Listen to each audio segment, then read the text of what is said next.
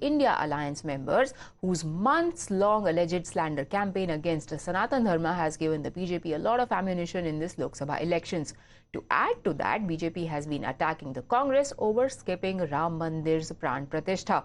Now, with Congress leaders continuing to leave the party to this day for not being allowed to visit Ayodhya or being persecuted for doing so, a potentially damaging allegation has come in from a former party insider relating to Rahul Gandhi himself. Acharya Pramod Krishnam has made a sensational revelation. He says that after the Supreme Court delivered its momentous Ayodhya verdict in late 2019, Rahul Gandhi had organized a meeting with his close aides. And in that meeting, he said that when Congress comes to power in the country, it is going to form a super powered committee, and that committee will overturn Supreme Court's Ayodhya verdict. This would be similar to how Rajiv Gandhi had overturned the Shah Bano judgment.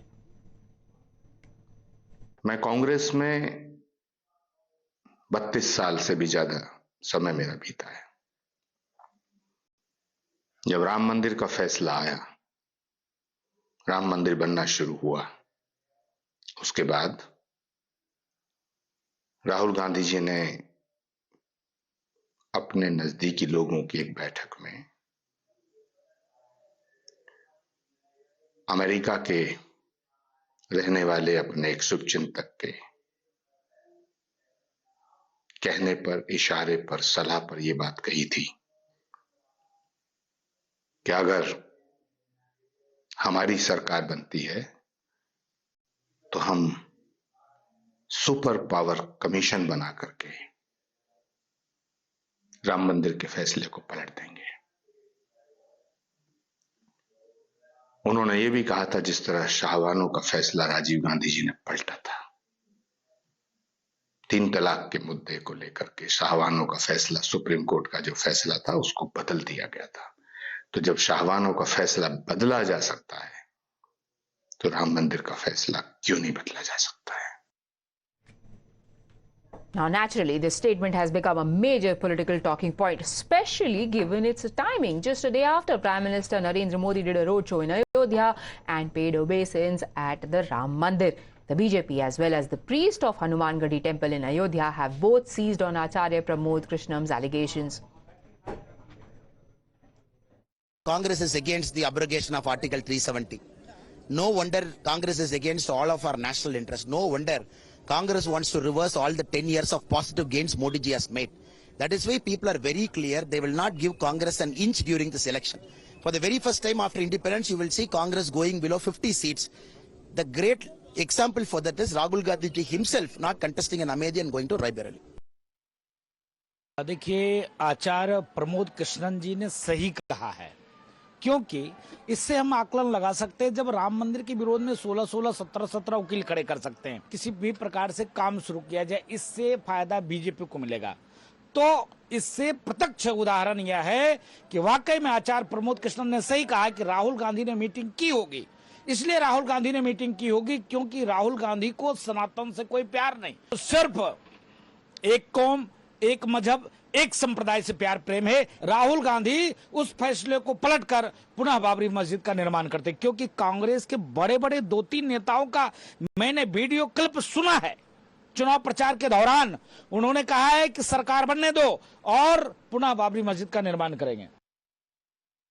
देखिए किस तरह से उनको एक allergy सी रही है भगवान राम के नाम से भी और राम मंदिर के नाम से भी।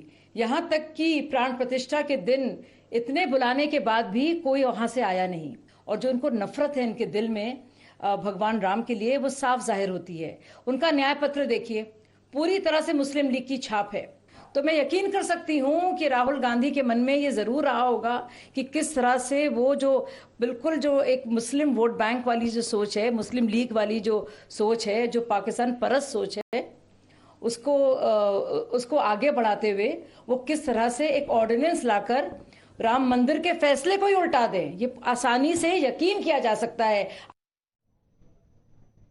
So you heard that Acharya Pramod Krishnam was referring to late former Prime Minister Rajiv Gandhi and the Supreme Court's Shah Bano case judgment. What was the judgment? For the uninitiated, the reference was to Rajiv government, which had a 400+ majority in the Lok Sabha at that time, and they had passed an act to dilute the Supreme Court's verdict in the Shah Bano case.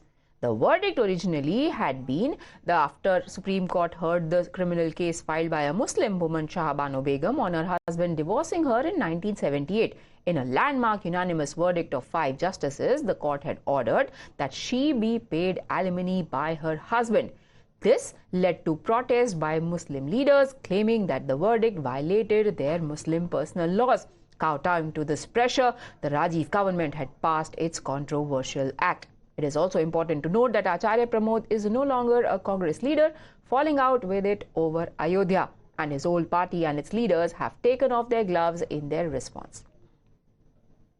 उससे जबरदस्त तरीके से ग्रसित हैं। उनके party के लोग लगातार झूठ बोलते हैं और हमारे जो कुछ दलबदलू जिनको हमने दूध की मक्खी की तरह निकाल दिया वो भी झूठ बोलते हैं और जबरदस्त झूठ बोलते हैं। लेकिन मुझे ऐसा लगता है मानसिक रोगी होने में और झूठ बोलने में थोड़ा ही अंतर है। डॉक्टर से परामर्श जरूर करना चाहिए। सवाल है, आचार्य प्रमोद कृष्ण कह रहे हैं कि राहुल गांधी जैसी सत्ता में आएंगे राम मंदिर को ओवरटर्न करेंगे, जो फैसला आया था राम मंदिर का, ऐसा वो कह रहे हैं। ये कौन है? ये कौन है?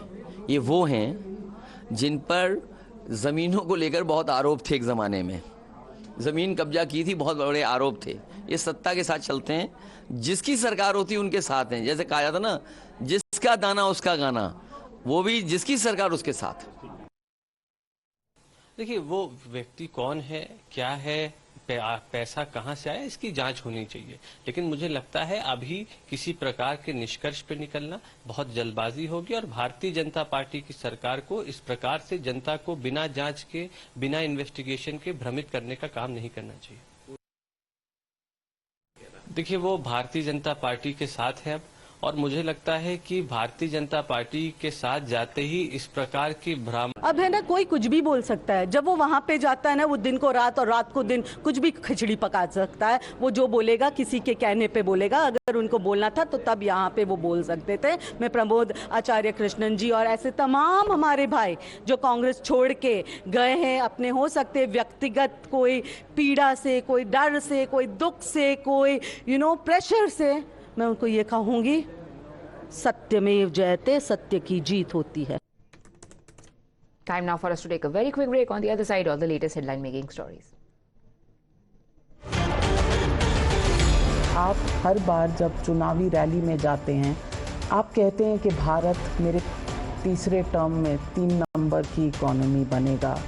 आप देश को आगे ले जाने की बात कर रहे हैं। आप एक ग्रोथ ट्रैजेक्टरी पे डालने की बात कर रहे हैं। आपको नहीं लगता कि एक इकोसिस्टम होगा जो ये भारत की बढ़ोतरी को रोकने की कोशिश करेगा, सिर्फ देश में नहीं बाहर भी, और इनमें कुछ लिंक नज़र आता है?